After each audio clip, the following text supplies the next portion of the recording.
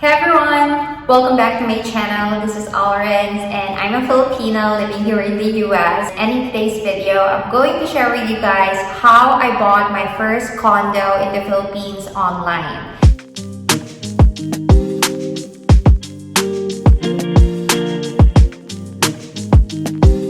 So mga kababayan po natin na nanonood, welcome po to my channel and please do not forget to hit that like and subscribe button for more videos like this.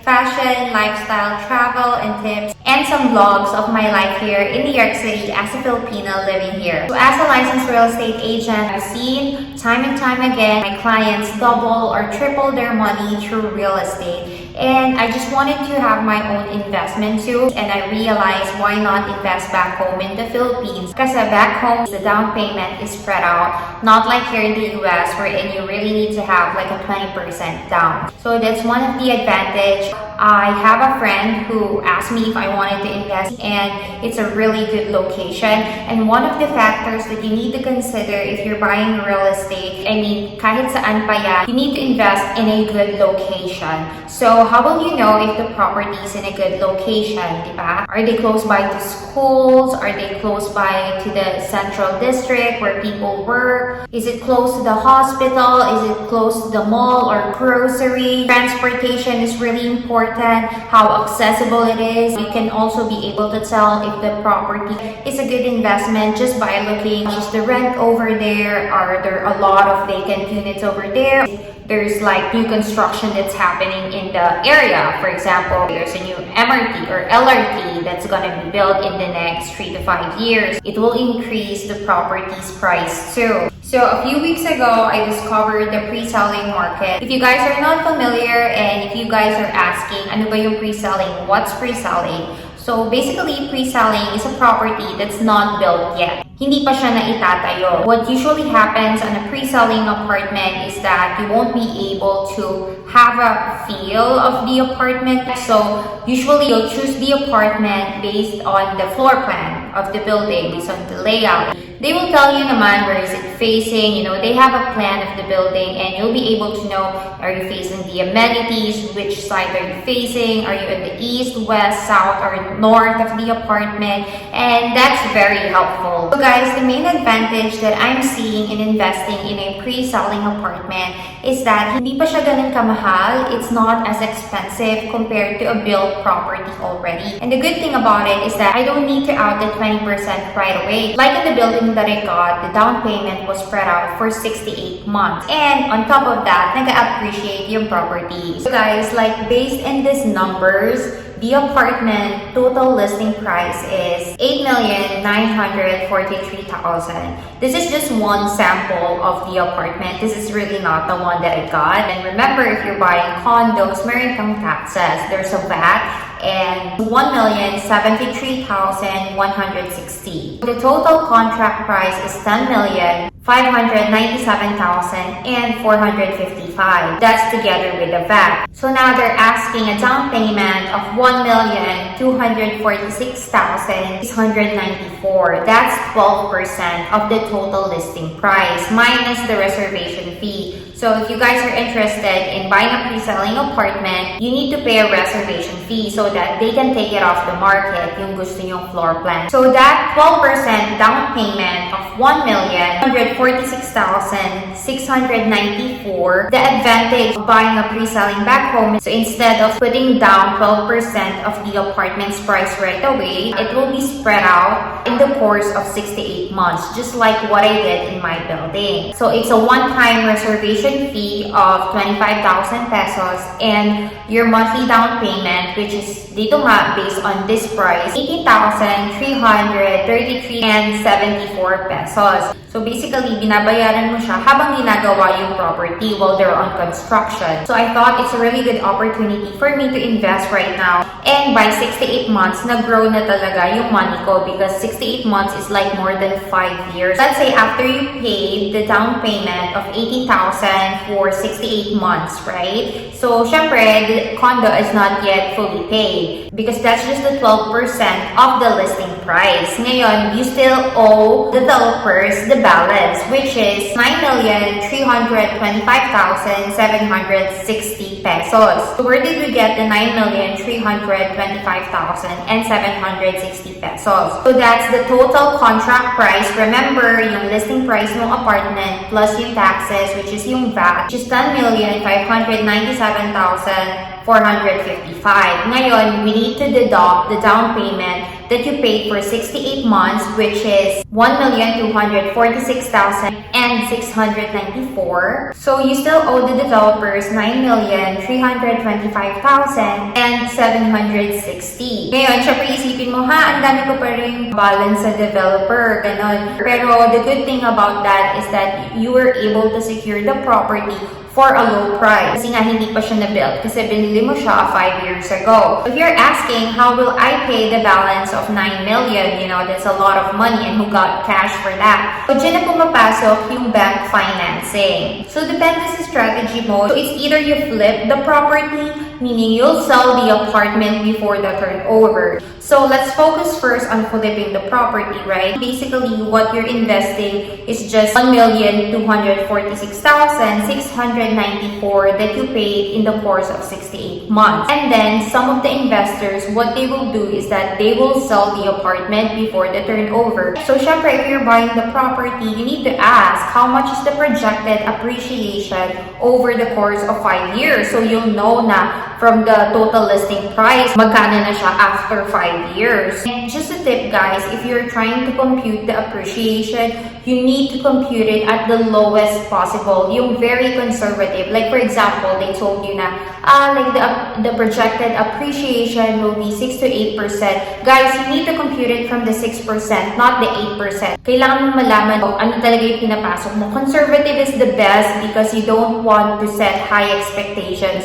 But if it exceeds your expectations, then that's great, right? You really need to know yung potential ng pera mo at the lowest possible rate para hindi ka ma-disappoint. And realistic yung expectation mo for the apartment. Just so you know, guys, that this is not guaranteed, diba? It depends on the market. Pwedeng tumaas yan or pwede siyang bumaba from 6 to 8%. But, you know, this is based on the numbers from the past history ng mga investments din sa area na yun. Like any other investment, guys, it's a risk whenever you're investing in a property. That's why yung advice ko sa inyo is that if you're buying a property, make sure that it's on a great location, you know, because you wanted to resell the property on a higher price. You wanted to make sure that yung money na in-invest mo is nag-grow lang siya compared if you just saved it in the bank. So, for example, this apartment, if it appreciated 6% every 5 years, so after 5 years, the valuation of the apartment or yung price ng apartment nyo will be 12,644,000. Again, this is just a rough estimate, not guaranteed based on the numbers of the past history of how much properties appreciate back home in the Philippines and on that location. Grow na siya, diba? So ngayon, let's say may bumili na ng apartment for that price. But you need to remember that you still owe the bank the balance because you just paid the 12% down payment for 5 years. So now, you need to deduct from the 12,644,871 pesos the 88% balance that you owe the developer still, which is 1,325,760 pesos. So after deducting the total listing price and the balance that you have, the total amount will be 3,319,111 pesos. That will be the to-board the profit from the investment. But you need to remember that invested 1,271,694. For you to be able to really compute how much is yung profit or yung tubo mo from the apartment, you need to deduct the 1,171,694 on the 3,319,111 pesos na tinubo mo. The total profit will be around 2,047,000 pesos, which is like you won't get that amount if you invest that money just in the bank, it won't grow as much as this. This is just a sample computation, guys. As what I've said, this is not guaranteed, but this is how I look at my investment if I'm trying to flip it, you know, on a 6% rate na nag-i-increase siya every year for 5 years. Now, if you wanted to rent the apartment, there's a lot of questions that you need to ask too. So let's say you wanted to Airbnb or to rent the apartment after 5 years, you wanted to keep it and to continue as your investment, right? So that's a time that you'll need the bank financing. So guys, whenever you're investing in the property, you need to ask your agent, you need to check how much yung projected monthly payments mo to the bank, which is in this case, based on these numbers, the projected monthly computation, how much you'll owe to the bank is around 60,000 to 70,000 pesos. That's the monthly payment if you do it through bank loan. Now, for you to be able to know if your investment will make sense, you need to compute again how much are the apartments renting for in the area. So like for example, if you wanted to Airbnb it, you need to go to Airbnb and check the location and check how much are your competitors going for. And of course, in 5 years, that will be more expensive, right? So when I look at the competitors around the area, because what I bought is this building, which is across Naiya, and I really believe that's a really great location because that's the first building over there, and the other competitors around the neighborhood is like 15 to 20 minutes away. So when I check the Airbnb in the neighborhood, like some of the apartments are going for $35, you know, the cheaper ones will go from $25. And of course, in 5 years, that will be more expensive. So let's say maging conservative na tayo, after 5 years, you know, it will be like 2.5 per day, you know. So if it's 2.5 per day and then you multiply it to 30, it will be 75,000 pesos a month. And for example, your mortgage, yung loan mo sa bank will be 60,000, you'll still have the extra 15,000.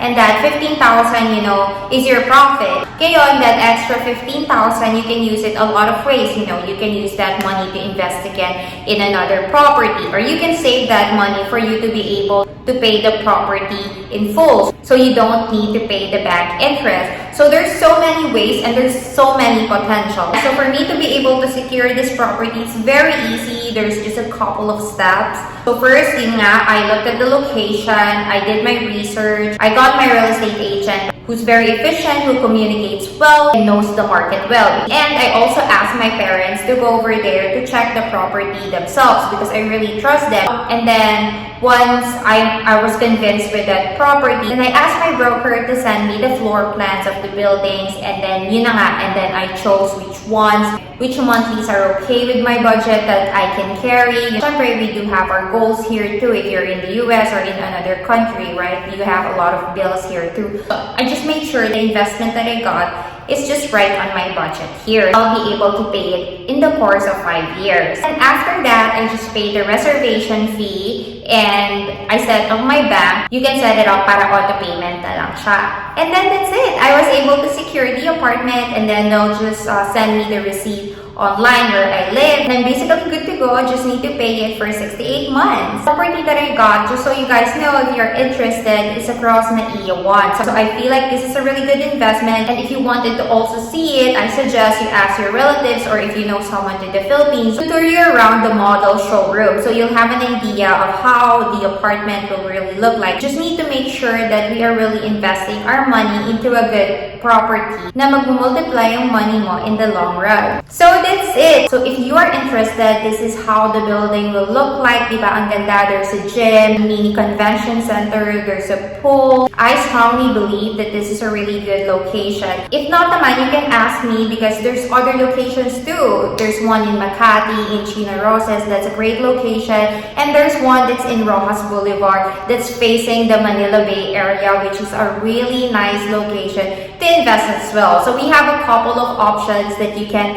look at if you're interested in investing. So guys, if you feel like this video is very helpful and it makes sense for you to invest your money, then putting it into your bank. If you wanted to try investing back home in the Philippines, if you haven't yet, just let me know. My contact is on the comment section below, and I'll be able to give you the plans that are available back home in the Philippines, yung mga pre-selling developments back home, and my broker can help you with that too. So guys, I hope this is helpful for all of you, and I hope hope that it makes sense and I was able to explain to you clearly how you can invest your money by buying a pre-selling back home in the Philippines. So that's it, guys. Please do not forget to hit that like and subscribe button and check out my other videos. Thanks so much for watching, guys. Bye!